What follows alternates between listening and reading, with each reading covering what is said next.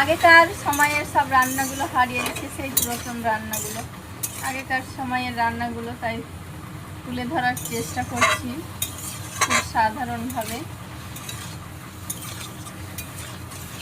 বেঁচে যাওয়া মাংস দিয়ে ঝিঙ্গে রান্না করবো আজকে, দারুণ টেস্টি হবে। আগেকার সময়ে কি হতো, এখনকার সময়ে অনেক মানুষ আছে সেই মাংসগুলোকে ফ্রিজে রেখে দেয়, তারপরে দিন আবার খায়। আমরা কি করি, রাখা মাংসগুলোকে আবার কিছুর সাথে আলু দিয়ে হোক, ঝিঙ্গে দিয়ে হোক, কিছু দিয়ে মিক্স করে রান্না করার চেষ্টা করি, কিন্তু সেই জিনিসটা খুব ভালো লাগে।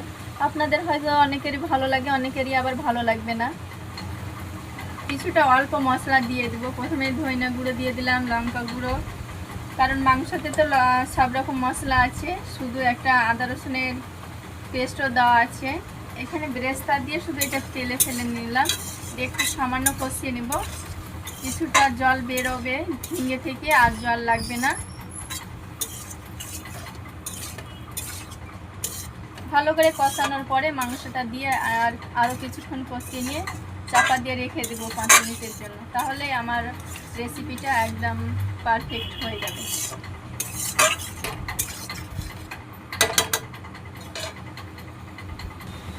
এবার ঝিঙেগুলো কষানো হয়ে গেছে, মাংসগুলো দিয়ে দিচ্ছি।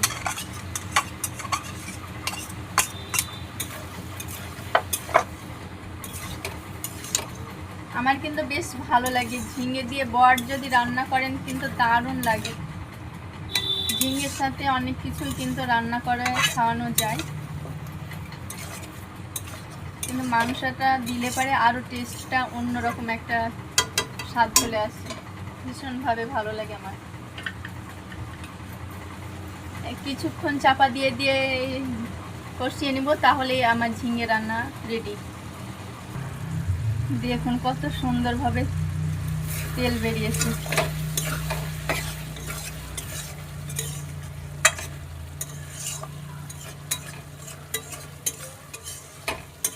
এর মধ্যে কোনো জল লাগবে না, জল ছাড়াই এই রেসিপিটা বানানো যায়। ঝিঙে থেকে অনেক জল বের হয়, ওতেই সিদ্ধ হয়ে যায়, আর জল লাগে না। দেখুন কতটা জল বেরিয়েছে ঝিঙে থেকে।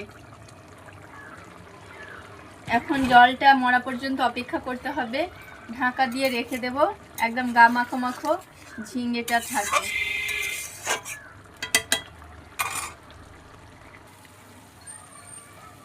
দারুণ টেস্ট হয়েছে। ও ফাটাফাটি।